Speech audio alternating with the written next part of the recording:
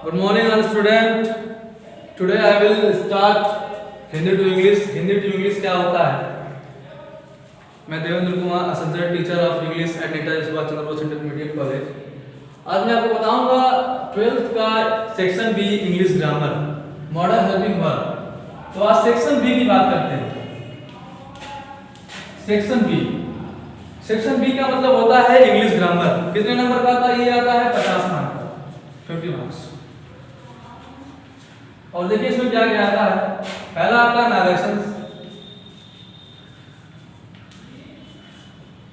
Transformation,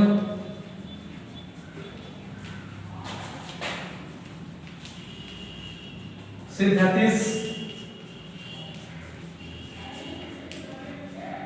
syntax. ये जो होते हैं 2 मार्क्स, 2 मार्क्स, 2 मार्क्स, ये भी 2, टोटल हो गए 8 मार्क्स. तो इन चारों को पढ़ने के लिए सबसे पहले टेंस की आवश्यकता पड़ती है, मॉडल हेल्पिंग वर्ब की आवश्यकता पड़ती है, एक्टिव पैसिव की आवश्यकता पड़ती है और नरेशन की आवश्यकता पड़ती है. ये चारों उन्हीं को आएगा जब टेंस और मॉडल हेल्पिंग वर्ब जिनको आएगा. तो ये रहा 8 नंबर का. फिर आगे बढ़ते हैं.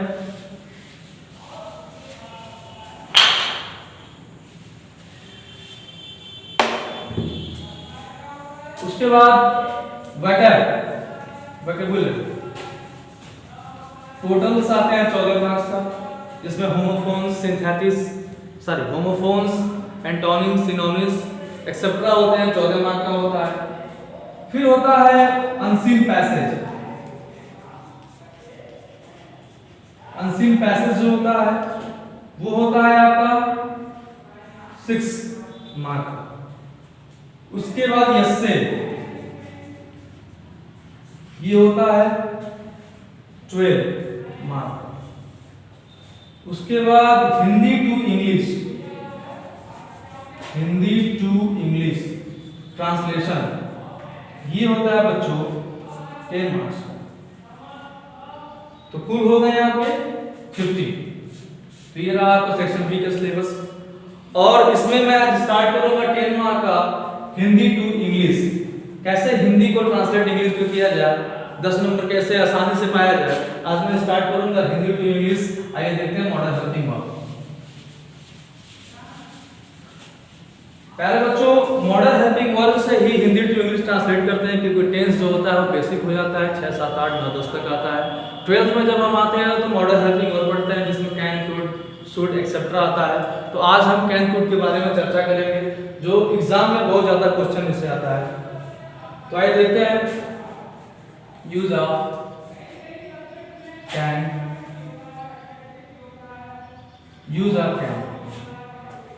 कैन का प्रयोग कहां करते हैं? तो सबसे पहले इसको जानेंगे कि इसका आइडेंटिफिकेशन क्या है.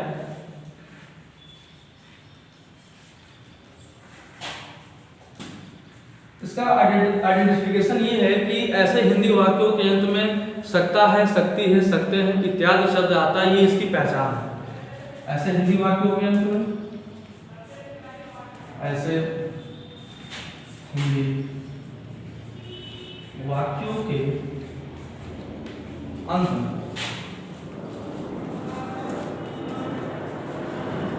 सकता है, सकती है, सकते हैं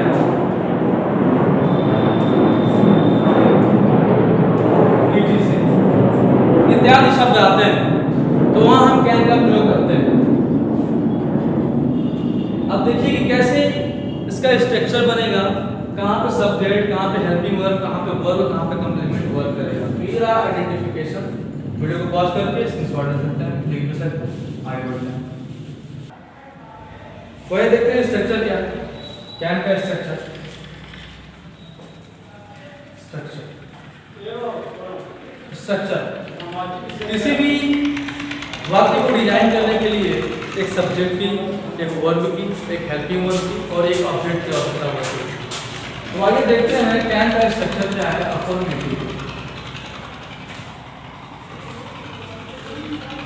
अफर्मेटिव का स्ट्रक्चर क्या है. तो सबसे पहले हम सब्जेक्ट लिखते हैं, फिर कैन लिखते हैं, फिर वर्ब का फर्स्ट फॉर्म, ऑब्जेक्ट और कंप्लीमेंट। तो ये अफर्मेटिव का स्ट्रक्चर है। सबसे पहले सब्जेक्ट लिखेंगे, कैन लिखेंगे, वर्ब का फर्स्ट फॉर्म, ऑब्जेक्ट और कंप्लीमेंट लिखेंगे। आइए अब एग्जांपल के माध्यम से समझते हैं कि कैन का प्रयोग कहाँ होता है।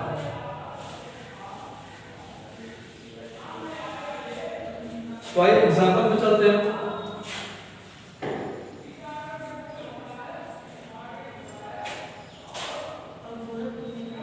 तुम घर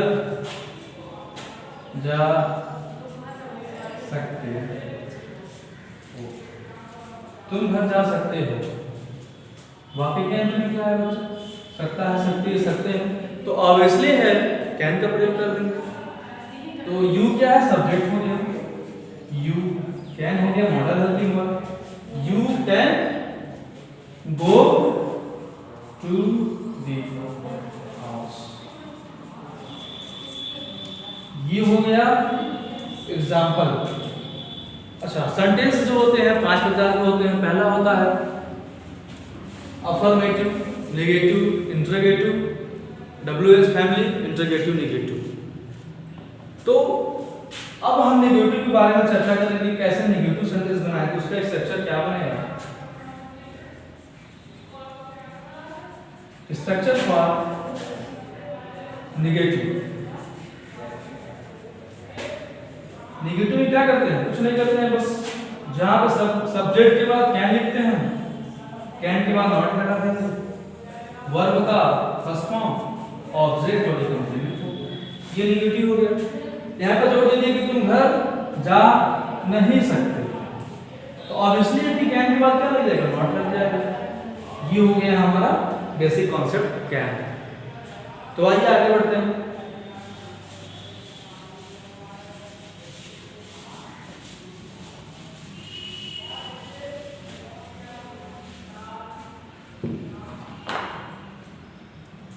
अगला है कैन हैव टू। एक सेकेंड।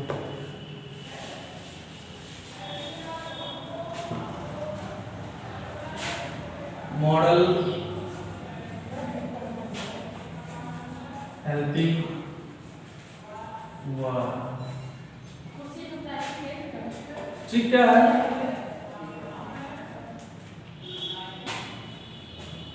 ऐसे हिंदी वाक्यों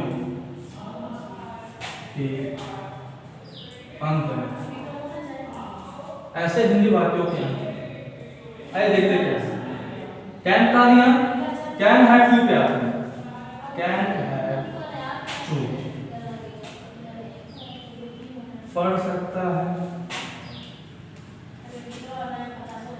पढ़ सकती है,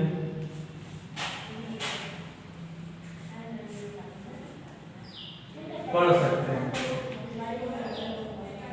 पढ़ सकते हैं।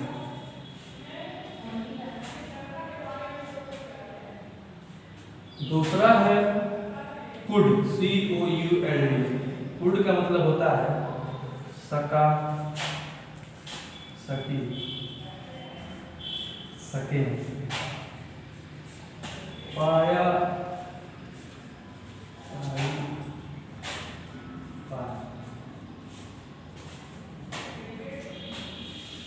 ये सारे मॉडल हेल्पिंग वर्ब है कैन से। फिर कुड हैव पे आते हैं। कुड हैव,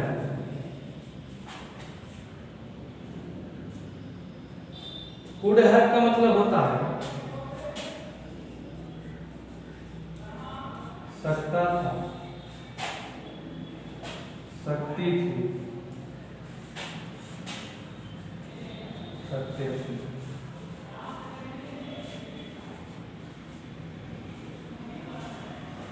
फिर कैन बी प्लस ये थर्ड पे आते हैं, जा सकता है,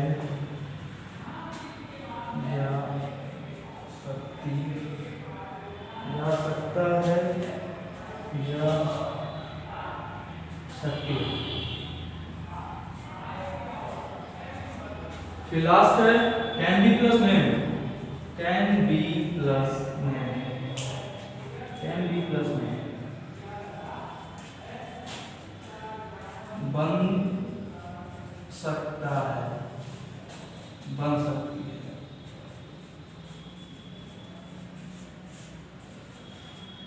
बन सकती है। तो मॉडल हेल्पिंग और कैन बताया, कैन में क्या था, वाक्यों के अंत में सकता है, सकती है, सकते आता था। उसी तरह कैन हैव टू की बात करते हैं तो पढ़ सकता है, पढ़ सकती है, पढ़ सकती है, लेकिन कब, ऐसे हिंदी वाक्यों के अंत में। ये पहचान है, कैसे हम पहचानेंगे कि कहाँ पे कैन हैव टू लगेगा, कहाँ पे कुड हैव लगेगा, कहाँ पे कुड बी प्लस नेम लगेगा, कहाँ पे कैन बी प्लस नेम लगेगा। उसी तरह कुड कहाँ यूज होगा, जब ऐसे हिंदी वाक्यों के अंत में सका, सकी, सके, पाया, पाई, पाई इत्यादि शब्द आए तो हम पहचान जाएंगे कि वहां पे कुड का प्रयोग करना है। कुड हैव क्या लगेगा, ऐसे हिंदी वाक्यों के अंत में सकता था, सकती थी, सकते थे इत्यादि शब्द आते हैं तो वहां पे हम कुड हैव का प्रयोग करते हैं। लेकिन अगर कैन बी के पास कैन बी प्लस वर्ब की थर्ड फॉर्म आ जाए तो इसका सेंस निकलता है जा सकता है, जा सकती है, जा सकते हैं। और लास्ट है कैन बी प्लस नेम, बन सकता है, बन सकती है इत्यादि, यही सब पहचान है। तो आइए अफर्मेटिव का स्ट्रक्चर सभी का बनाते हैं क्रम से, और फिर सभी का क्रम से एग्जांपल को समझते हैं।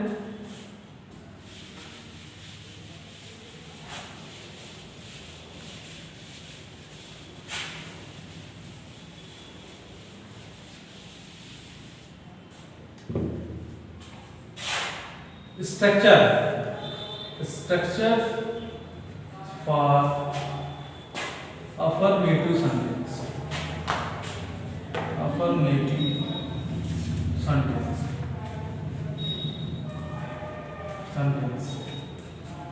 मैं सबका स्ट्रक्चर बना रहा हूं अफर्मेटिव का। रूल 1 है अफर्मेटिव का, सबसे पहले सब्जेक्ट लिखते हैं। कैन का हमने बता दिया, फिर कैन हैव टू क्या था, कैन हैव टू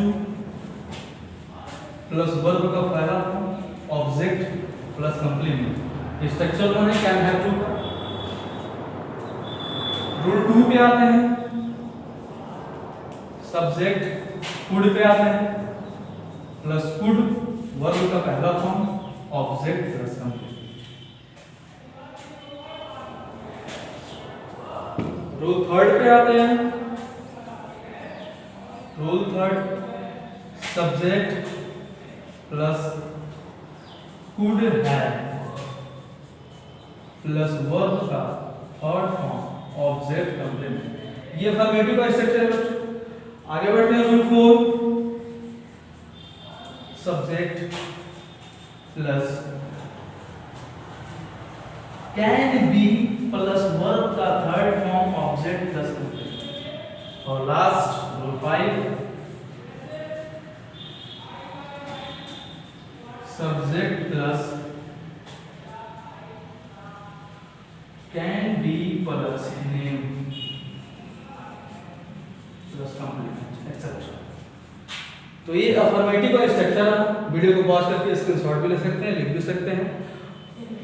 अब देखिए इसी स्ट्रक्चर से माध्यम से मैं 5 एग्जांपल समझाऊंगा कि कैसे ये स्ट्रक्चर वर्क करता है। तो आते हैं लास्ट एग्जांपल पर। ये स्ट्रक्चर फॉर अफर्मेटिव सेंटेंस के लिए है, ना ही नेगेटिव इंटीग्रेटिव डबल फैमिली के लिए अलग बनेगा। तो आइए एग्जांपल पे आते हैं।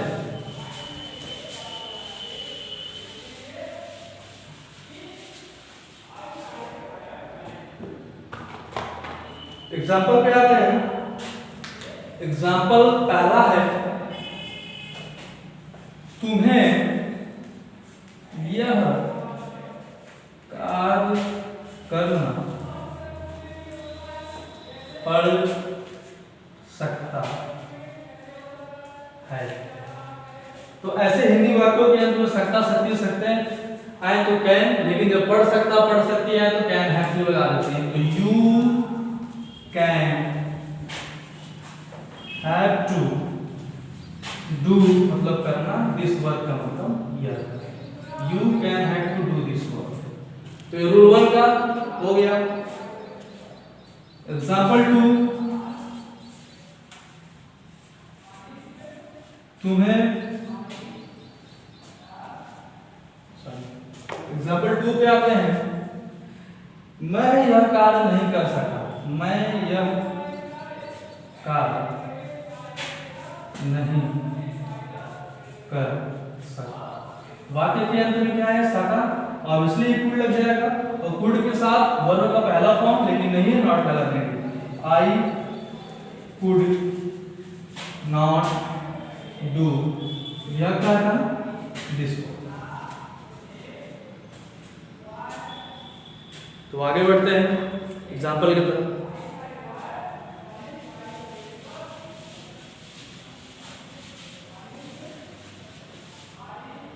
फिर मैंने आपको बताया कुड हैव का प्रयोग,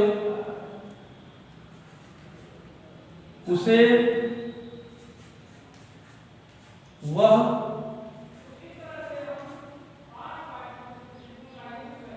यह कार्य कर सकता था, कर सकता, वह यह कार्य कर सकता था। एग्जाम्पल थर्ड, वाक्य के अंत में क्या है, सकता था, सकती थी, सकते थे, तो ऑब्वियसली है कि कुड हैव का प्रयोग करेंगे, लेकिन वर्ब का थर्ड फॉर्म लगा देंगे, क्योंकि हैव के बाद हमेशा वर्ब की थर्ड फॉर्म आती है और टू के बाद हमेशा वर्ब का फर्स्ट फॉर्म आता है। तो ही कुड हैव, डू मतलब करना, लेकिन थर्ड फॉर्म डन हो जाता है, do did done, he could have done this work. Could have का बाद वर्ब की थर्ड फॉर्म लगना V3, क्योंकि डू मतलब करना, डिड का सेकंड, डू डिड, और ये डन, ये हो गया तीनों फॉर्म। अगला है